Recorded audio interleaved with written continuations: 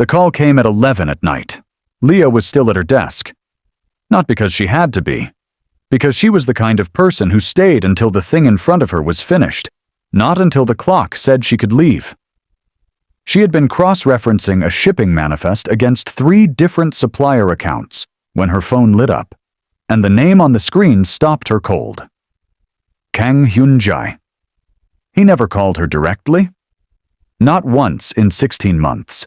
Every instruction, every schedule change, every request came through his deputy, Manager Woo. That was the system. That was how it had always worked. She stared at the name for 2 full rings before she picked up. "Mr. Kang," she said. "Leah." His voice was different from how it sounded across a conference room. Quieter, more deliberate, the way a man sounds when he is choosing each word before it leaves his mouth. "I need to ask you something.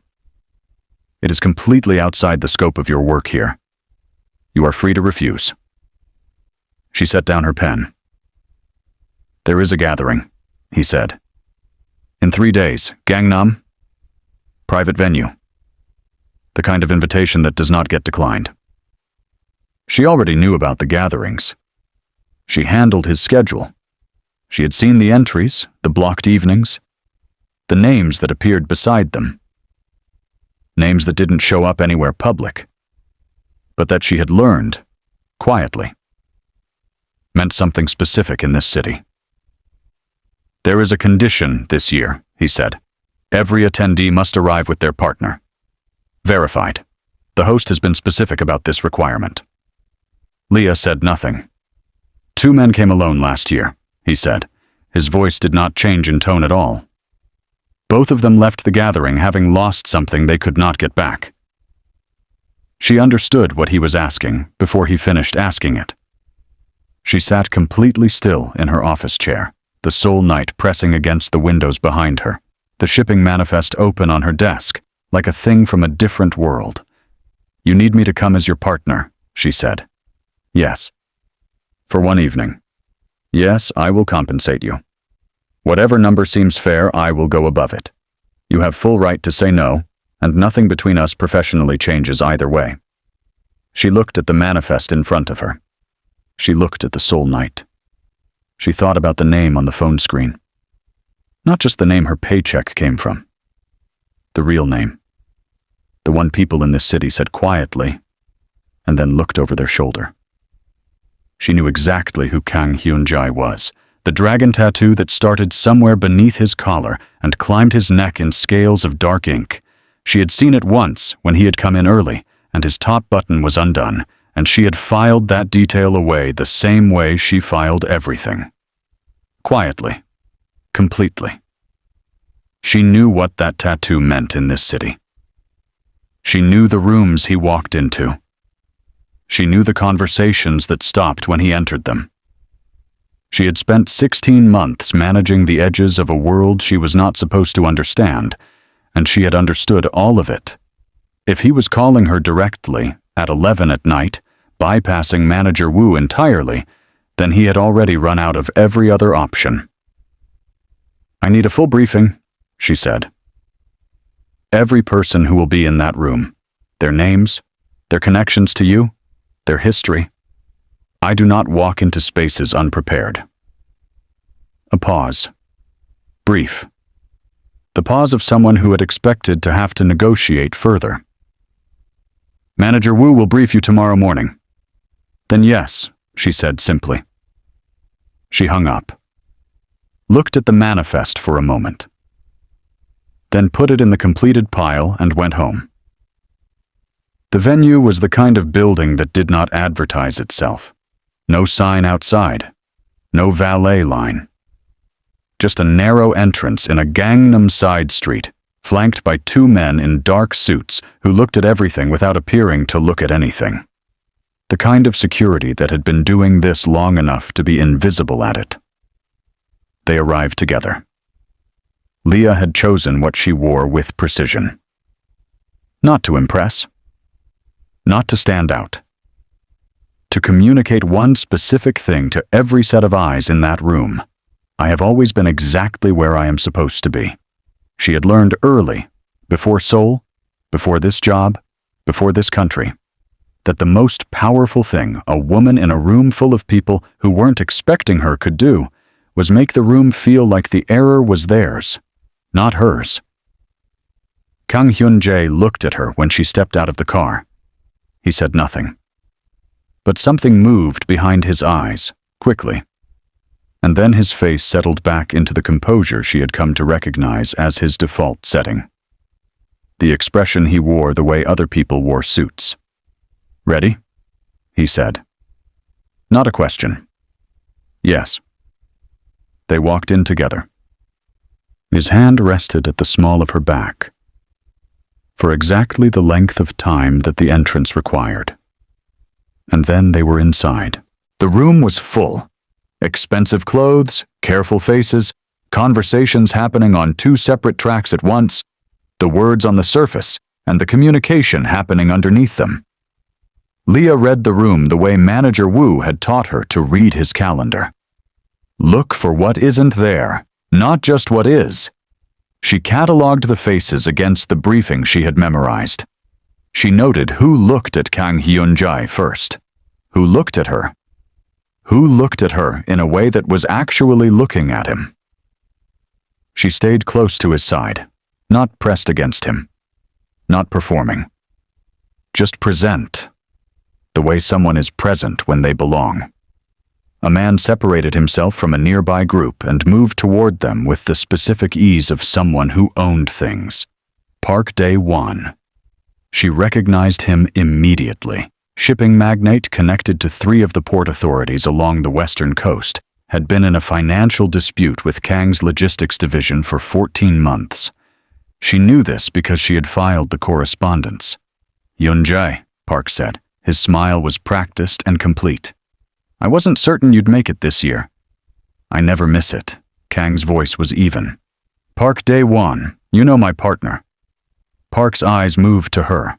A fraction of a second, the assessment of a man who dealt in information. Leah extended her hand before the silence could stretch. "Leah Osei," she said. "I have been looking forward to meeting you. I've heard you've had quite a year." Park shook her hand. His eyebrows moved very slightly. "Good things, I hope."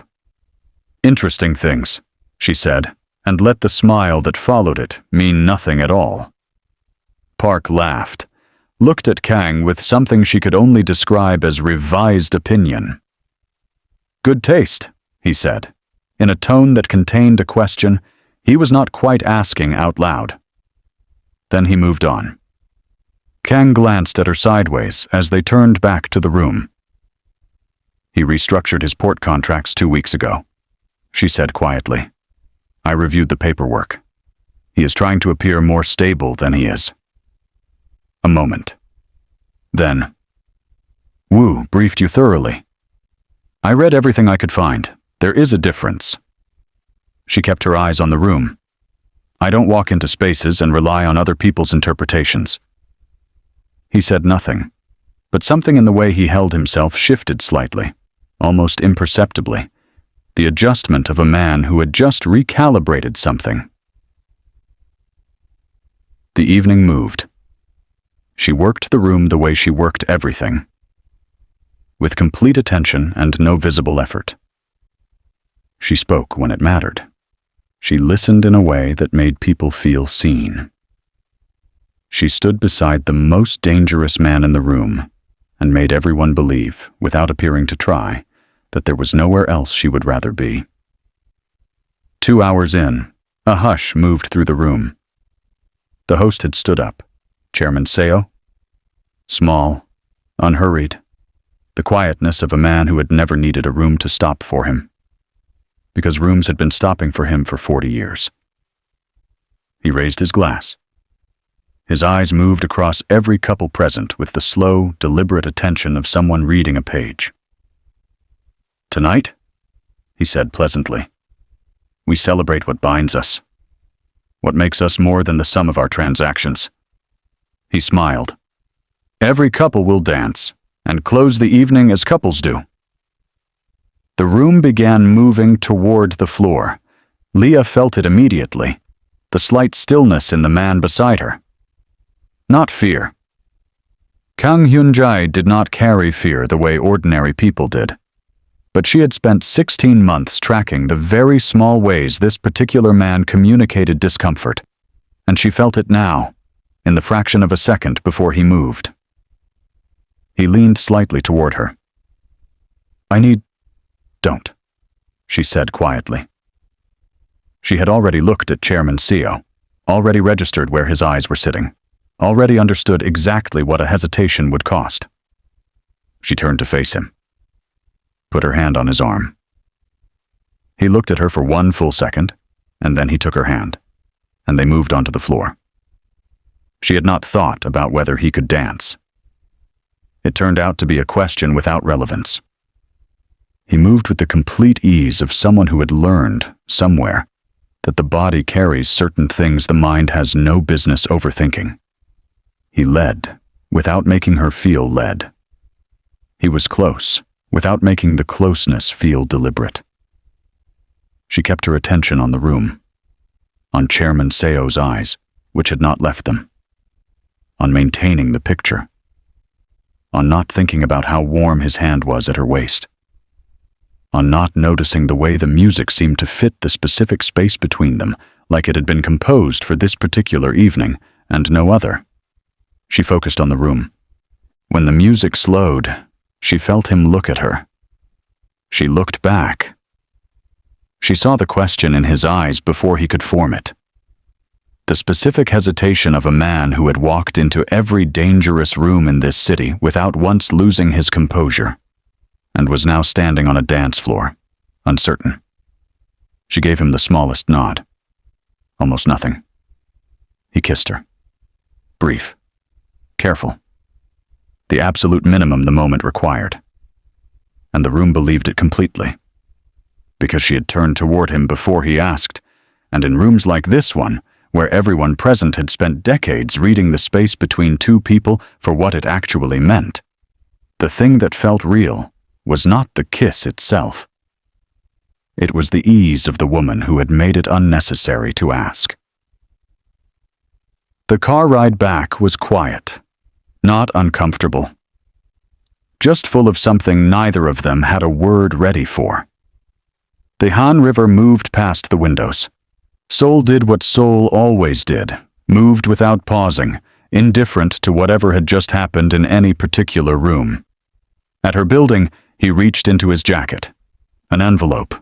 She took it, looked at it for a moment. "You were exceptional," he said. Not flattery. Just a statement.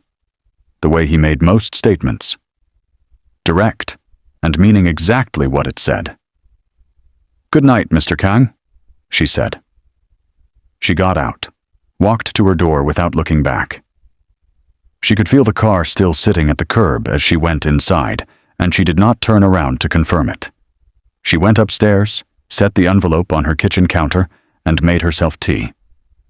She stood at the window with the mug in both hands and looked at the city, and did not think about the dance floor. She was extremely disciplined about this. She did not think about it at all. He came to her office the next morning. Not Manager Wu. Him. He stood in her doorway in the specific way of someone who had decided to have a conversation and was not going to let anything make it shorter than it needed to be. "Mr. Kang," she said, without looking up immediately. He came in, sat down across from her. On her side of the desk, not the visitor's chair, the chair that angled toward her rather than toward the door. She noticed this and filed it away. "There are more gatherings," he said. "The next one is in 8 weeks, then 3 months after that. The same requirement at each one." She looked at him steadily. "I want to offer you a formal agreement," he said. "Separate from your employment. Its own terms. Its own compensation. Completely distinct." "No," she said. He looked at her. "Last night was last night," she said. "I am your executive assistant. That is what I am, and I am good at it, and I intend to remain it." I know exactly what you are, he said. That is precisely why I am not asking anyone else. He held her gaze. There is no one else who could do what you did in that room. You know that. I know that. There is no version of this conversation where that fact is not true. She said nothing. Every person at those gatherings watches everything, he said. If I arrive with a different woman each time, or alone, it becomes a conversation. The wrong conversation, with the wrong people, leads somewhere specific and somewhere bad. He paused. I am asking you because you are the best person I know for this, not the most convenient. The best. She studied him. This man with the dragon climbing his neck, and the eyes that gave very little away, and the city that rearranged itself quietly around his decisions. There is something else, he said. She waited. I need you to move into the house. The office was very quiet. Events are not enough, he said. People watch in between. If you only appear at gatherings, it will not hold. The story has to have a life to it. No, she said immediately. Your apartment, I will maintain it exactly as it is. Your rent, your utilities, everything continues. You are not giving anything up. You are adding a temporary residence. She looked at her desk, at the schedule on her screen, at the organized, precise, professional life she had built inside these walls over 16 months. My own room, she said. Already arranged. My working hours are unchanged. I am your assistant during business hours. This is completely separate from that. Agreed. And I can leave, she said. Her voice did not shift register at all. At any point, if anything feels wrong, I walk out. No consequences, no discussion. He looked at her steadily. You can always leave. She held his gaze for a long moment. Send me the written terms tonight, she said. I will have an answer by morning. He stood. At the door, he stopped, turned slightly. Leah, he said. She looked at him. Thank you, he said. For last night, for how you handled it. She looked back at her screen. Send me the terms, she said. The corner of his mouth moved, barely, and he walked out. She moved in on a Saturday. One bag, her laptop, the small wooden framed photograph of her mother that she carried everywhere she had ever lived. Every apartment, every desk, every windowsill had held it. She would not go anywhere that photograph could not also go. The house was large and absolutely quiet, in the specific way of places that had never actually been lived in, only inhabited. Everything was exactly where it should be. The staff moved like furniture, present and efficient and invisible. The rooms were immaculate, the kind of immaculate that came from money, not from love. Her room was at the end of the north corridor. Clean window, long view of the garden wall, a desk she approved of immediately. She unpacked in 15 minutes, put her mother's photograph on the windowsill, and went to the kitchen to make herself coffee. She was reviewing her work calendar for the week when she heard it. A voice, somewhere down the corridor. Sharp. Clipped. And then a second voice. Quieter, which was trying to say something and being stopped before it could get anywhere close to finished. Leah set her cup down slowly. She walked toward the sound, a door at the far end, slightly open.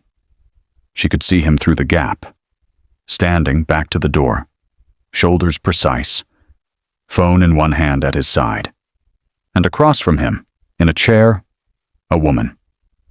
Small. Older. Dressed carefully. The specific carefulness of someone who had thought about what she was wearing the night before, the morning of, who had made an effort because this person mattered, and she wanted him to see that she had. He was not looking at her. I don't have time for this today, he was saying. Not cruel. Worse than cruel. Flat. I have calls in 20 minutes. I only wanted to, the woman started. I'll call you later in the week. The woman pressed her lips together, looked at her hands in her lap, said nothing more. Leah stood in the corridor. Something moved through her chest that she did not try to name. She took 2 steps back toward the kitchen. It was not her business. She was here on contractual terms. She was his assistant. Not his family. Not his conscience. Whatever happened in this house between a man and his mother was nothing she had any standing to intervene in. She took 2 more steps back. Stopped. She stood completely still. She thought about the woman's face, the pressed lips, the careful clothes, the look of a person who had tried and been dismissed so quickly the trying barely registered. She turned around, walked back, knocked once, and opened the door. Both of them looked at her. Leah walked directly to his mother, stopped in front of her, and bowed. Deeply, fully. The bow of someone who means every single millimeter of it and is not performing for anyone in the room. His mother's eyes went wide. Kang Hyun-jae said nothing at all. Leah straightened and looked at the older woman directly. Good morning, she said warmly in Korean that she had spent 4 years making precise. I am Leah. I am very sorry to interrupt. I did not introduce myself when I arrived. She smiled. Have you eaten? I was just about to make breakfast. Please come. She held out her hand. His mother looked at it. Looked at her son. Looked back at Leah. The expression on her face was the expression of a woman who had been waiting for a specific thing for long enough that she had stopped believing it would come, and was now recalibrating. She took Leah's hand and stood up. Leah led her out of the room. Neither of them looked back at him. They sat in the kitchen for almost 3 hours. Leah made eggs and rice, the way her own mother had taught her to make them, and then learned how Kang's mother made hers. And they talked, slowly at first, the way people talk when they are testing whether the other person is genuinely there or just being polite about it. And then, when the testing was finished, the way people talk when they have been quiet for too long and have finally found someone who is listening with their whole self. His mother's name was Kang Myung-suk. She had grown up in Busan. She had moved to Seoul when her son's business demanded it. She had a small apartment 20 minutes from this house, and she came here when she could, and most of the time it went the way this morning had gone. He was not always like this, she said. She turned her teacup in both hands. You understand. He was not born this way. Leah looked at her. When he was young, she stopped, started again. Every Sunday morning, without fail, he would make breakfast before I was even awake. Nothing complicated. Eggs, rice, whatever was in the refrigerator. But he would do it, and then he would sit down and wait, and when I came out of my room, he would look up and smile. She was quiet for a moment. That person is still in there somewhere. I have to believe that. But the distance keeps getting larger, and I can no longer see him clearly from where I am standing. Leah looked at this woman who had raised the most feared man in Seoul and was sitting in his kitchen on a Saturday morning, genuinely grateful for 3 hours of real attention. She thought about her own mother's photograph on the windowsill in the room at the end of the corridor. She thought about the specific way certain things about mothers were the same everywhere, on every side of every ocean she had ever crossed. He is still there, Leah said. I think he has just forgotten the way back. His mother looked at her for a long time. Will you help him find it? She asked it simply, not as a demand, not as a plea, as a question from one woman to another about a man they both cared about in different ways for different reasons. Leah looked at her hands on the table. "I will try," she said. She meant it. She found him in his home office that afternoon, knocked once, walked in without waiting for permission. He looked up. "Your mother dressed carefully this morning," Leah said. "She thought about what she was wearing.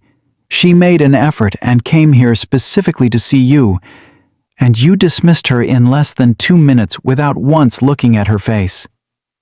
He looked at her, said nothing. "I am not finished," she said.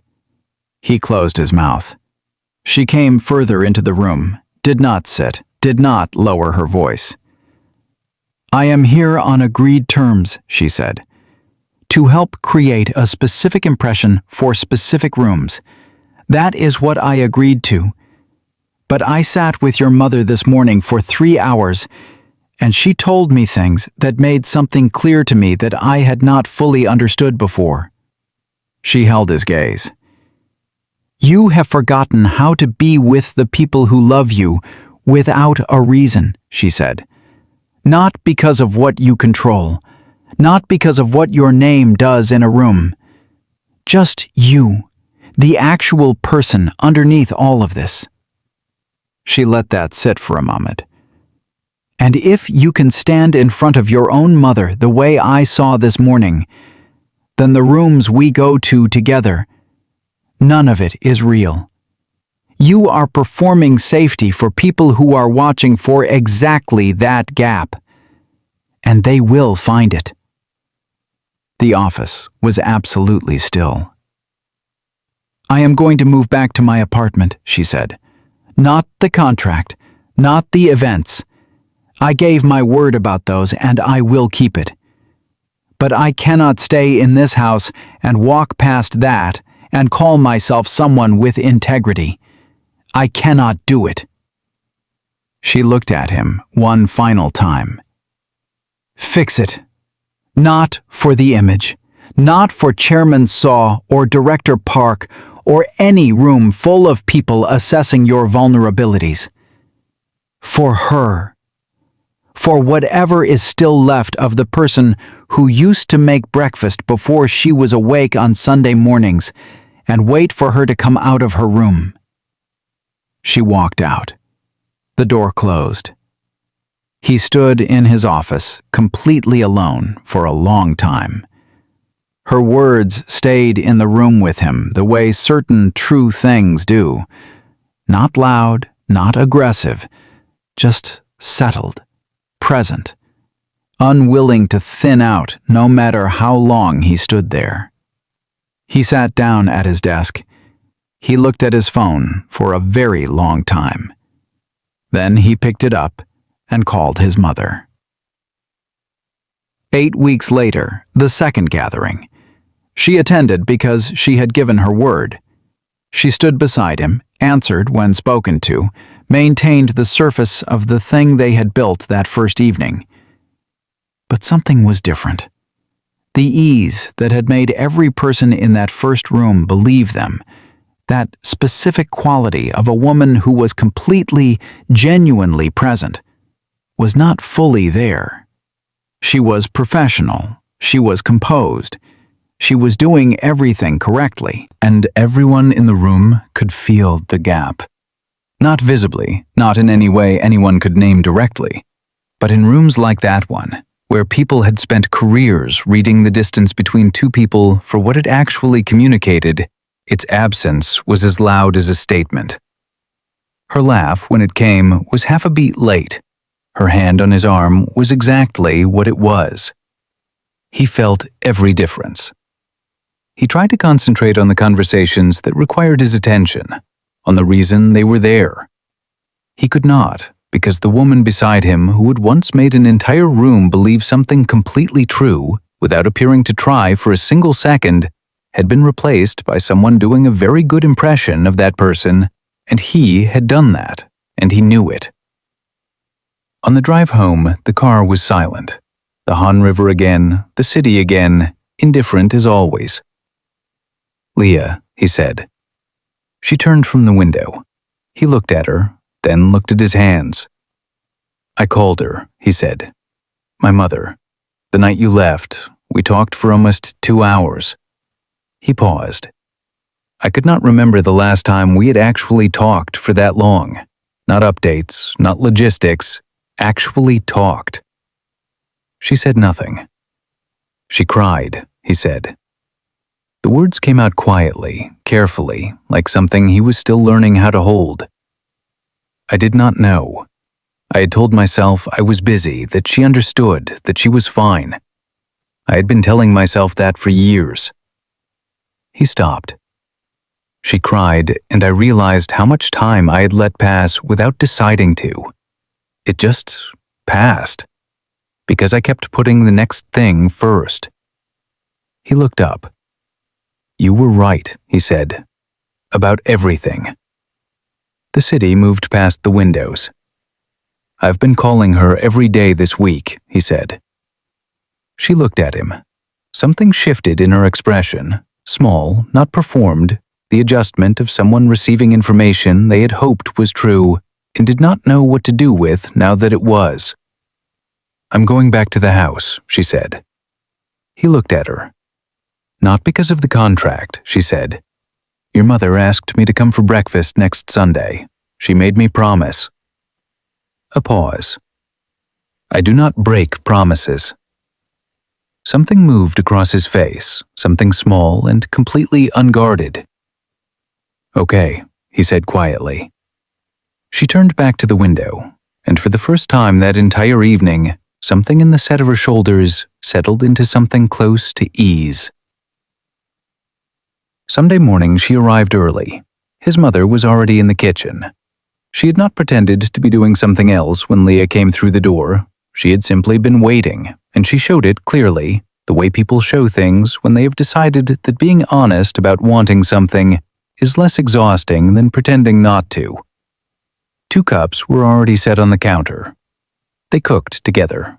Leah's Ethiopian coffee, strong and cardamom-scented on one side, doenjang jjigae and steamed rice on the other.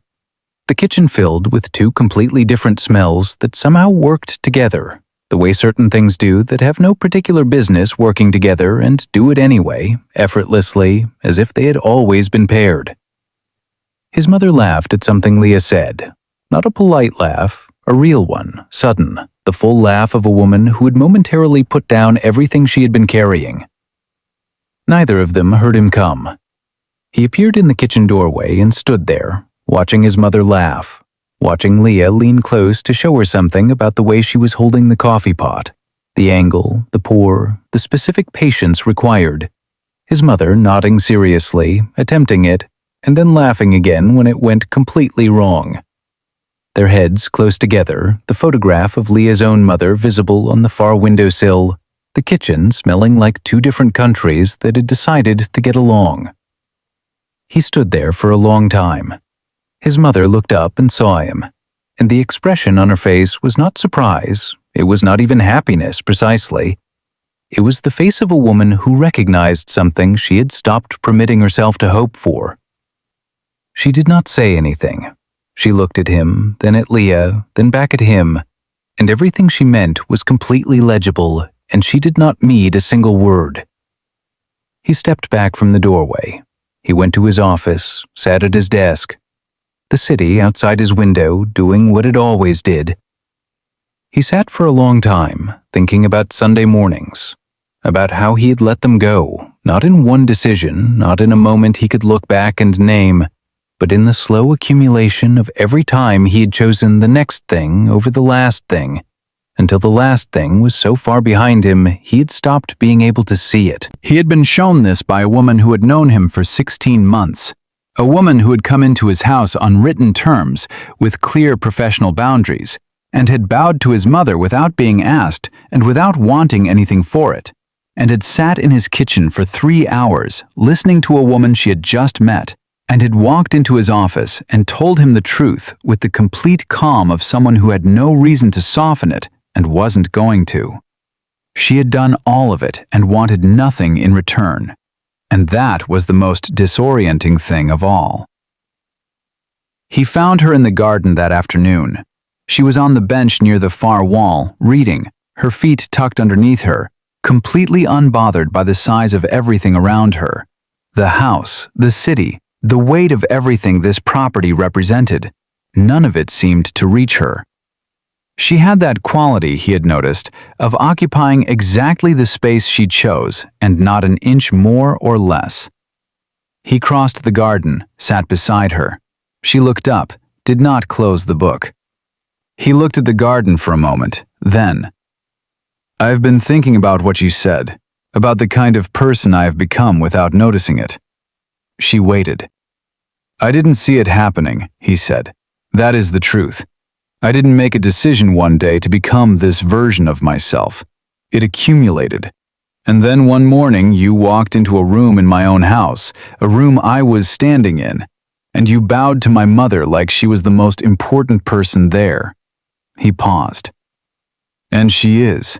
She always has been. I just stopped showing it somewhere along the way and convinced myself the reason was circumstances." Leah looked at the garden. "You've been calling her," she said. "Every day this week, she told me." He looked at her, at this woman who had come into his home on carefully written terms and had rearranged something in it that no amount of money or influence or careful planning had been able to touch. "Leah," he said. "Yes." He was quiet for a moment. Then, "I want to ask you something." She turned to look at him. He looked back at her directly, the same way he looked at every significant thing he had ever had to say out loud. "I want to marry you," he said. The garden was still. "Not because of the gatherings," he said before she could speak. "Not because of how you handle a room or what it does for appearances.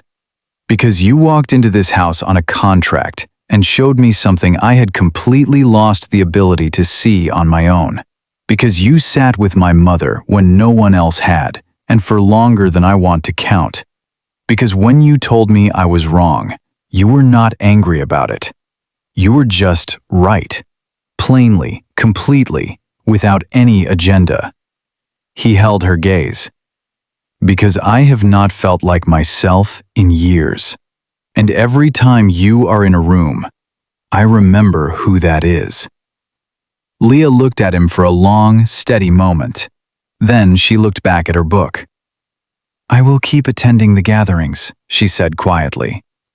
"If you still need me to." He looked at her. "That is not what I asked." "I know," she said, "but that is my answer for now." He sat with that. "For now." "For now," he said carefully. "For now," she confirmed. She turned a page with the complete ease of a woman who had reached the natural end of a paragraph and was moving on to the next one.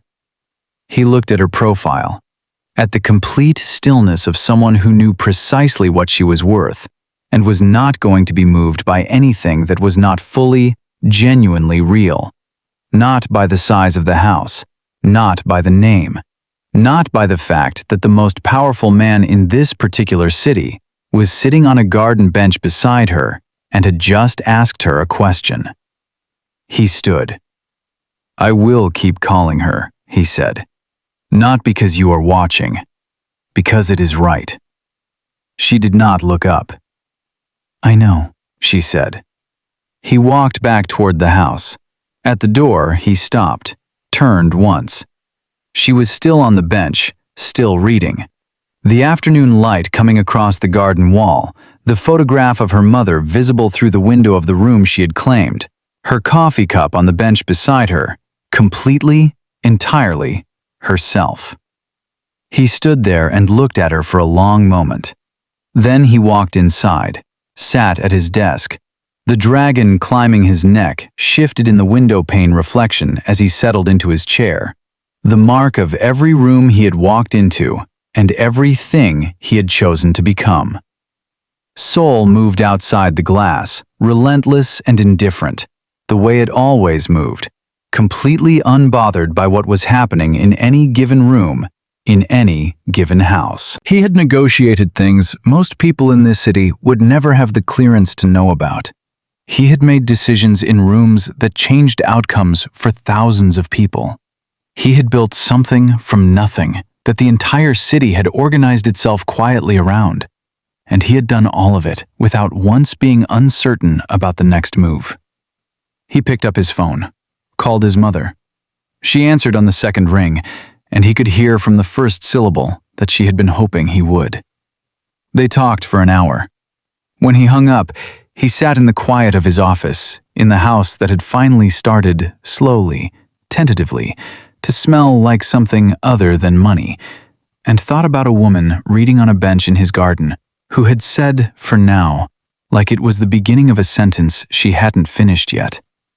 He was, for the first time in longer than he could precisely account for, willing to wait for the rest of it. If Leah's story moved something in you today, drop a comment and tell us where you are watching from. And don't forget to like and subscribe. New stories every week.